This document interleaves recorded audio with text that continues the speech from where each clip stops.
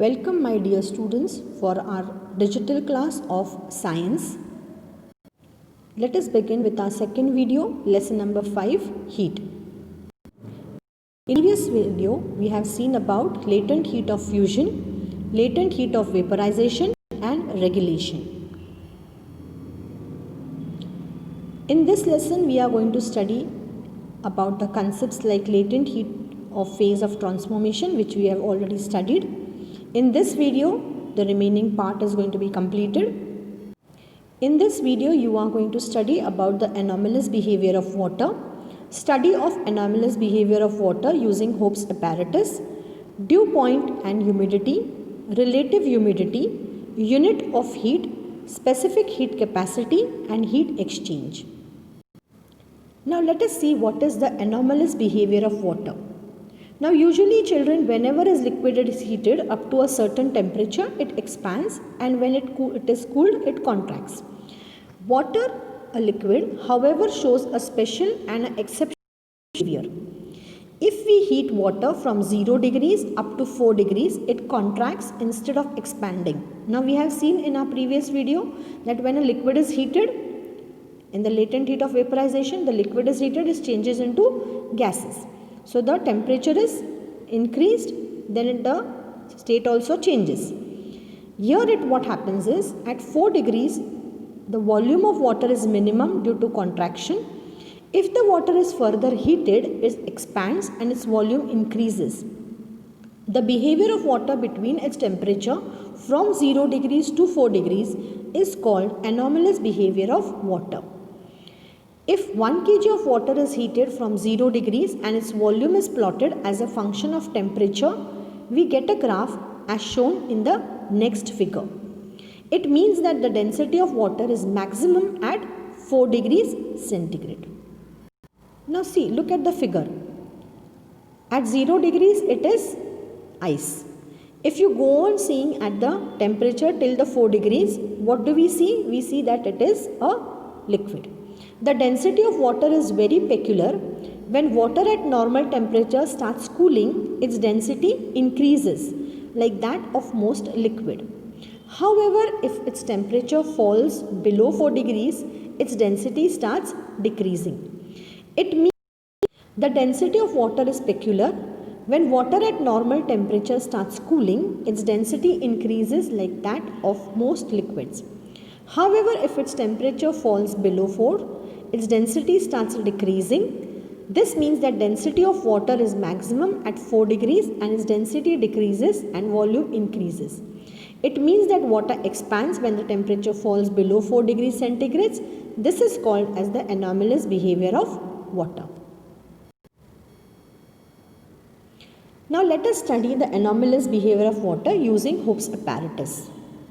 Now children, look at the figure given here. The apparatus shown in the figure is called as the Hope's apparatus. In the Hope's apparatus, a flat bowl is attached to a cylindrical container as shown in the figure. There is a provision to attach thermometers above to measure the temperature T2 and below to measure the temperature T1. The flat bowl on the cylindrical container, water is filled with the cylindrical container and a mixture of ice and salt. The mixture of ice and salt is called as the freezing mixture, is put in the flat bowl. Now what happens is, once the temperature T1 is of the lower part reaches 4 degrees, it remains almost stable, and at temperature T2 decreases slowly to 4 degrees. Now what happens here is, the temperature of water in the middle of the cylinder lowers due to the freezing mixture in the outer bowl. Since the temperature of water there decreases, its volume also decreases and its density increases. Now here what happens is, the water with the higher density, it moves down.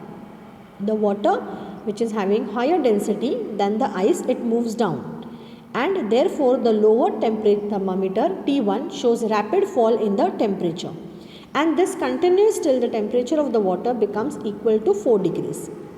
Here, when the temperature of water starts decreasing below 4 degrees, the volume increases and the density decreases. So in the picture you can see how this Hope's apparatus is there. On the left hand side figure is shown the Hope's apparatus from inside where the freezing mixture is kept. Now you can look at the graph which is shown between the volume and the temperature of water. What happens is the temperature of water first comes down, it becomes 0, and then again it comes till the 4 degrees. The temperature are plotted on the y-axis and the time on the x-axis. The graph is shown in the figure. The graph shows that initially both the temperatures T1 and T2 are identical. However, as time passes, temperature T1 of water in the lower part of the cylinder decreases fast, while temperature T2 of water in the upper part of the cylinder decreases comparatively slowly. Now I hope your parents must have told you how they used to prepare ice cream previously, or you must have seen this apparatus on TV or Discovery Channel, that how previously ice cream used to be made. So this is like an Hope's apparatus only, where the salt and the ice mixture is kept out as a freezing mixture, and with the roller the ice cream is prepared. Now how will you explain that the regions with the cold climate, the aquatic plants and animals can survive even when the atmospheric temperature goes below 0 degrees? Now how do they survive? Now it is possible for aquatic animals to remain alive even though rivers and lakes freeze in winter, because not the whole water body freezes. In cold countries, the temperature of water body decreases, as a result of which ice is formed at the top. You can look at the figure, the ice layer is formed at the top. However, water at the bottom does not freeze up. So at times of crisis, the aquatic life shifts to the bottom. Moreover, the animals in these cold countries like fish are used to this weather and their surroundings, so they are able to survive regardless of the harsh temperatures. You are going to learn this answer. Now the second question. In cold regions in winter, the pipes of water supply break and even rocks they crack. Now what happens, children, is in winter the pipes for water supply break or even rock cracks, because at temperature below freezing the water expands. When the water resource expands on freezing, it bursts. The water escapes and this causes serious damage and adverse reactions. This is commonly seen during extreme winters, especially in the freezing temperatures. Now let us come to the next concept, relative humidity. Now what is actually relative humidity in very simple words? It tells you how much water vapor is there in the air compared to how much it could hold at that temperature. It is shown as a percent. For example, the relative humidity of 50% means the air is holding one half of the water vapor it can hold. Now the next concept is the dew point. Now what is the dew point? You have in the early mornings in the winter season, you have seen small droplets of water on the leaves. The dew point is the temperature to which air must be cooled to become saturated with water vapor. When cooled further, the airborne water vapor will condense to form a liquid water, that is the dew. When air cools to its dew point through contact with the surface that is colder than the air, water will condense on the surface. Now what is the dew point temperature? Dew point temperature is that at which water vapor in the air begins to condense and form the clouds. When the dew point and the temperature and the air temperature are equal, the air is holding as much water vapor as possible. If the air temperature is lower, then the dew point temperature clouds are formed. If the temperature is greater than the dew point temperature, no clouds are formed, and that is why the sky is clear.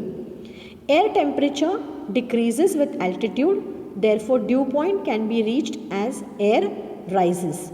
Warm air rises, expands, cools and condenses, forming the clouds. The next concept is the absolute humidity. Now what is humidity? Suppose if you go near Bombay sea coast area, you feel very hot there. Now what happens is the air there has lot of water vapor in it. The vapor content in the air is measured using a physical quantity called absolute humidity. The mass of vapor present in the unit volume of air is called the absolute humidity. Generally, absolute humidity is measured in kg meter cube. The formula for relative humidity is given here. It is the actual mass of water vapor content in the air in the given volume upon mass of vapor needed to make the air saturated in that volume multiplied by 100. If the relative humidity at the dew point is 100%, if the relative humidity is more, then we feel that the air is humid. And if the relative humidity is less than 60%, we feel that the air is dry.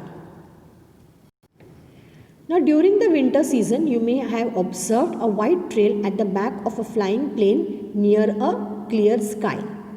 You must have seen this, children. Now why this happens? During winter season, you may have observed a white trail at the back of a flying plane in the clear sky.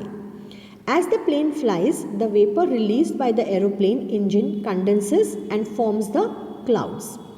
If the surrounding air is having more relative humidity, it takes a long time for the white trail formed by the condensation of vapor to disappear. If the relative humidity of the surrounding air is less, either the size of the white trail may be small or it may not even get formed. So the formation of the white trail depends upon the relative humidity of that surrounding air. Now children, you must have seen this. The cold water out of a refrigerator, and if we keep it out for a while, we observe that there is small droplets of water in it. Then you also see the leaves of plants or grass or window pane glass of a vehicle early in the morning. We see water droplets collected on the surface. Now what does these two observations they tell you? We sense the presence of water vapor in the atmosphere. When the air cools due to the decrease in the temperature, it becomes saturated with water vapor.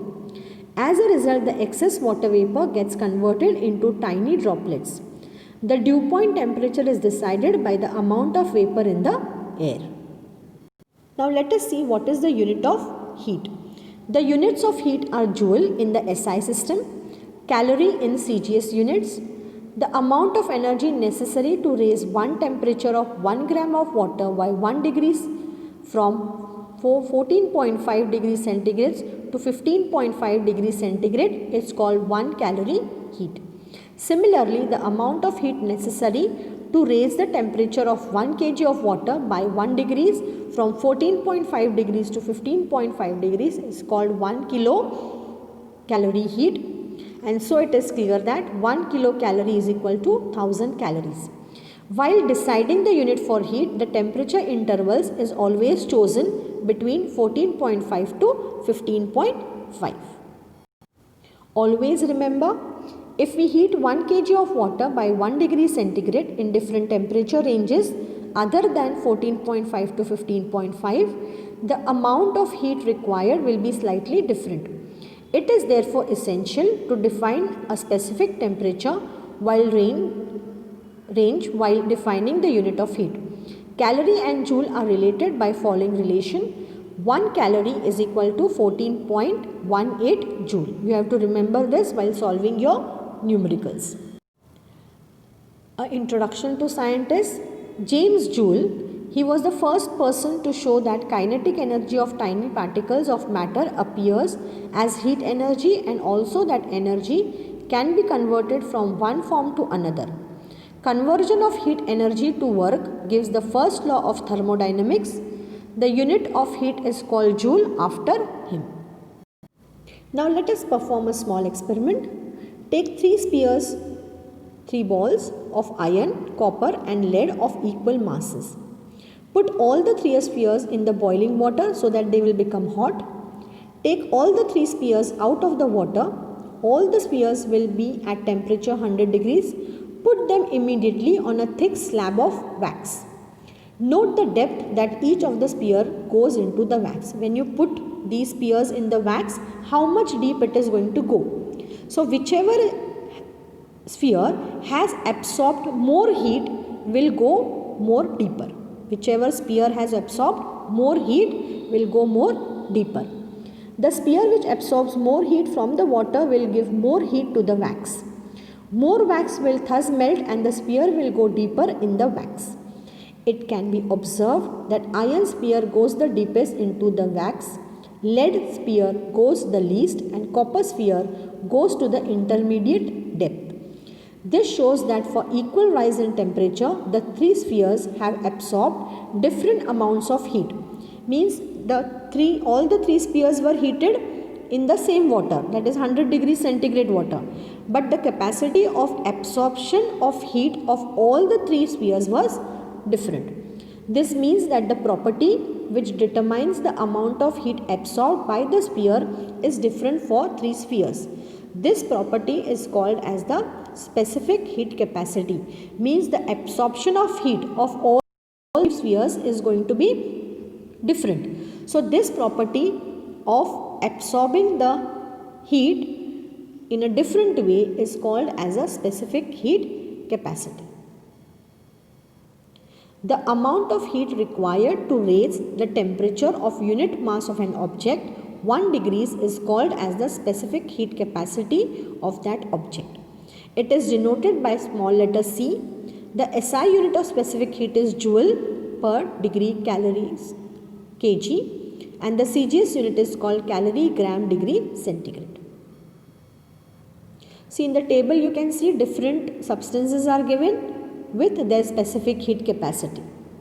Water, paraffin, kerosene, aluminium, iron, copper, silver and mercury. A specific heat of an object is small c, the mass of an object is small m, and the temperature of the object is raised by delta T degrees centigrades. The heat energy absorbed by the object is given by mc, mass multiplied by specific heat multiplied by the temperature delta T. In the same way, if the specific heat of an object is C, the mass of an object is M, and if the temperature of the object is decreased by delta T degrees centigrade, then the heat energy lost by the objects will be given as mc delta T.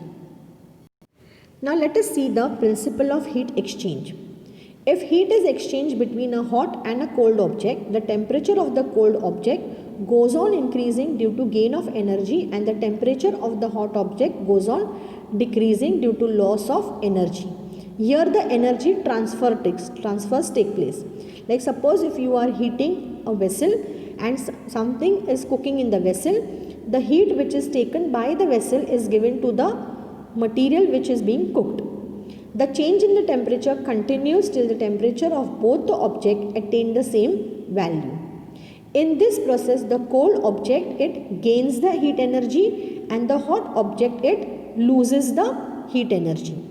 If the system of both the object is isolated from the environment by keeping it inside a heat resistance box, meaning that the energy exchange takes place between two objects only, there is no energy that can flow from inside the box or come into the box. In this situation, we get the following principle: heat energy lost by the hot object is heat energy gained by the cold object. This is called as the principle of heat exchange. You must have seen in the thermometer. The thermometer, one material, it's like a resistance box only. When you put hot tea or hot coffee in a thermos, the thermos, whatever hot thing you have kept in it, it remains as it is. Okay. Measurement of specific heat by using a calorimeter. You have all studied about the calorimeter in the previous class. If a hot solid object is put in the water in a calorimeter, heat exchange between the hot object and the water and the calorimeter starts. This continues till the temperature of the solid object, water and the calorimeter becomes equal. So we can say that heat loss by the solid object is equal to heat gained by water in the calorimeter plus heat gained by the calorimeter. Here heat lost by the solid object is equal to mass of the solid object multiplied by its specific heat multiplied by decrease in the temperature. Similarly, we get an equation heat loss by the hot object is equal to heat gain by the calorimeter plus heat gain by the water. So Q is equal to Q2 plus Q1. So children, in this video we have studied about the anomalous behavior of water. Study of this behavior with the help of the Hope's apparatus, dew point and humidity, relative humidity, unit of heat, specific heat capacity and heat exchange. Along with this, I have already sent the Diksha app practical videos. You will go through those videos and see that you complete your practical work also. See that you complete your question answers with the help of the given website where you will get the answers. And also I will be sending you some other videos where you will learn about the Hope's apparatus and the other things in the lesson. Very nicely you will understand it. So you all will read the lesson very carefully again along with the help of these two videos and see that you write the question answers in your notebook.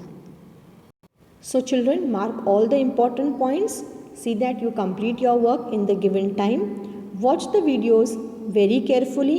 Complete your practical work also. Stay home, stay safe. Thank you.